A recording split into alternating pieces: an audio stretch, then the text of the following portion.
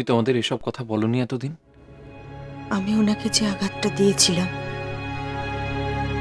সেটা উনি নিজেই গোপন করতে চেয়েছিলেন।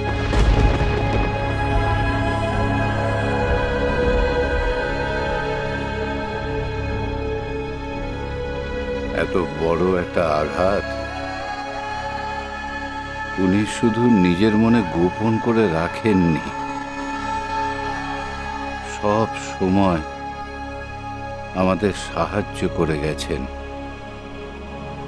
কাউকে কিছু বুঝতে দেননি।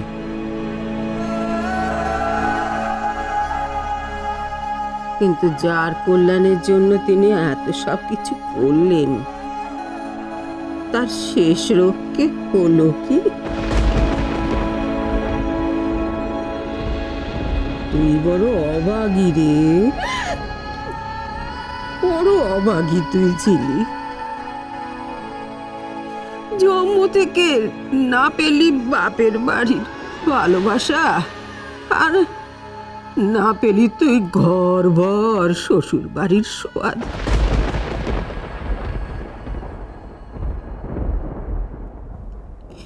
কিচ্ছুটি তুই পেলি নে রে। যে মা তোকে পেটে ধরেছে,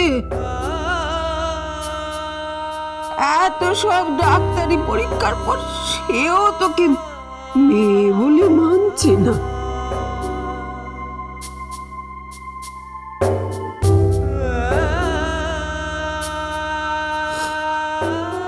যেন সত্য বলে এইরকম কপাল নয় রে।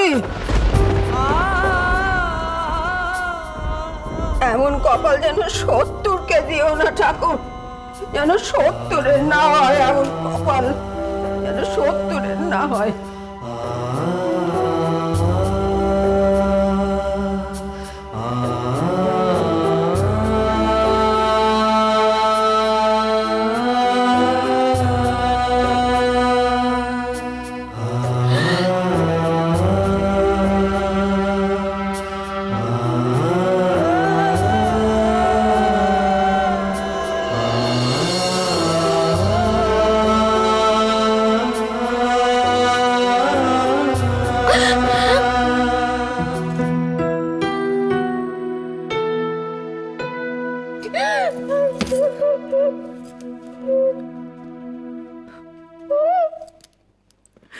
এদিকে নাটক তো মারাত্মক জমে উঠেছে, কিন্তু আর এক বৈচিত্র্যময় প্রধান চরিত্রটি কোথায়?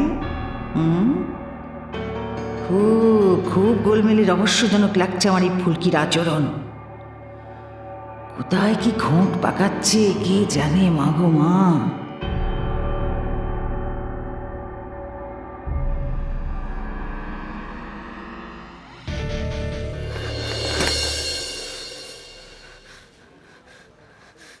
লোকটা আসলে কে, যে টাকা দিয়েও আমাকে ঠকালো? আমারই বদলে দেওয়া ডিএনএ টেস্টের নকল রিপোর্টে ঝিলিক পরিপ্রমাণিত হলো। তাহলে তাহলে আসল রিপোর্ট কি ছিল? নট ম্যাচড, মানে ঝিলিক পরি নয়। কিন্তু সেটা এখন আমি কি করে সবাইকে বিশ্বাস করাবো? বোকার মতো সেই রাস্তাটা তো আমি নিজেই বন্ধ করেছি। এ আমি কি করলাম? বোকার মতো শুধু নিজে ইউজড হলাম, নিজের পায়ে নিজেই কুড়োল মারলাম।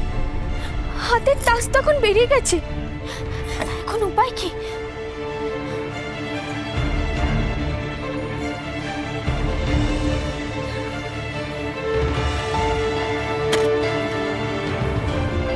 না, এভাবে না, আমি বরং গাড়িটাতে বসেই অপেক্ষা করি। কেউ যদি আমাকে নজরে রাখে তাহলে নিশ্চয়ই আমাকে একটা ফোন করবে। দেখাই যাক না কি হয়।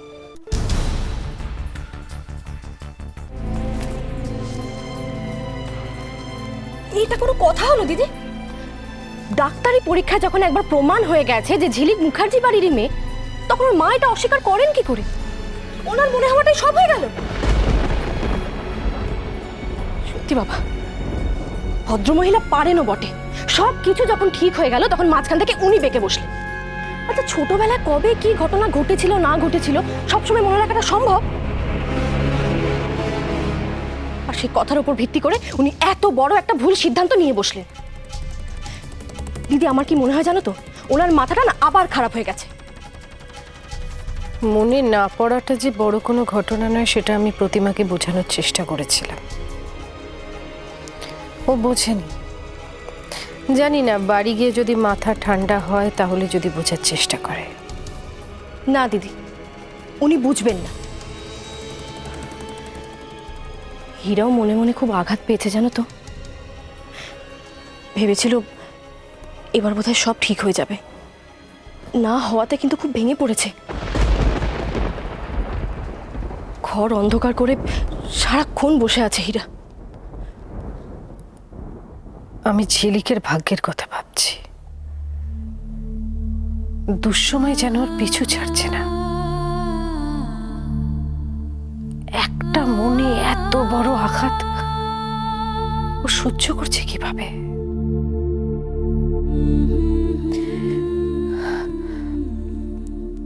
কিছু আঘাত থাকে যেটা মানুষ সময়ের সাথে সাথে ভুলে যায়, আর কিছু আঘাত হাজার চেষ্টা করেও মানুষ ভুলতে পারে না।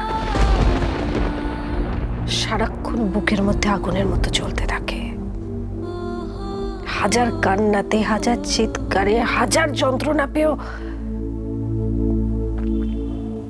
তা থেকে মুক্তি নেই। আমার ঝিলিকের কি তাহলে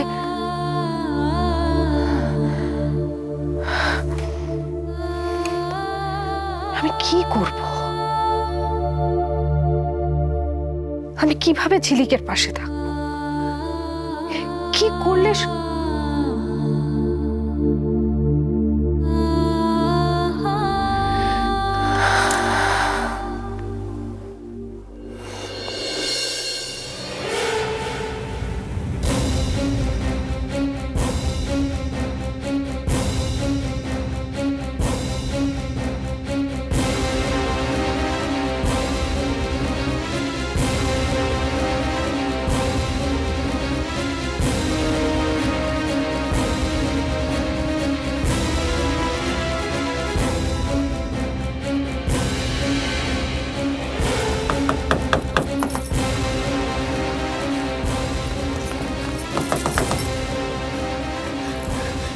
লকড। দেখি তো ওই সাইডে দরজাগুলো।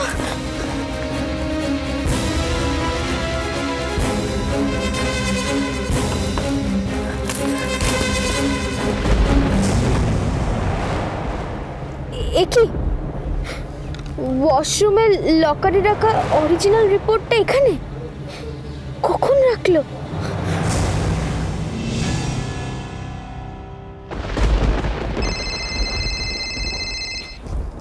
হ্যালো, চেক করতে হবে না, ক্যাশ 50,000-ই আছে।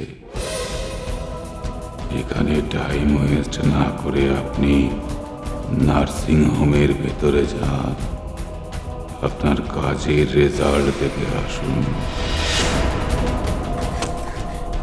একটার পর একটা ভুল করে গেছি আমি, একটার পর একটা টোপ গিলে নিজের ক্ষতি আমি নিজেই করেছি। না না, এখানে অপেক্ষা করাটা আর ঠিক হবে না। লোকটা যেই হোক খুব আট খাট বেঁধে পুরো প্লট ছকে কাজটা করছে, খুব ধূর্ত লোক।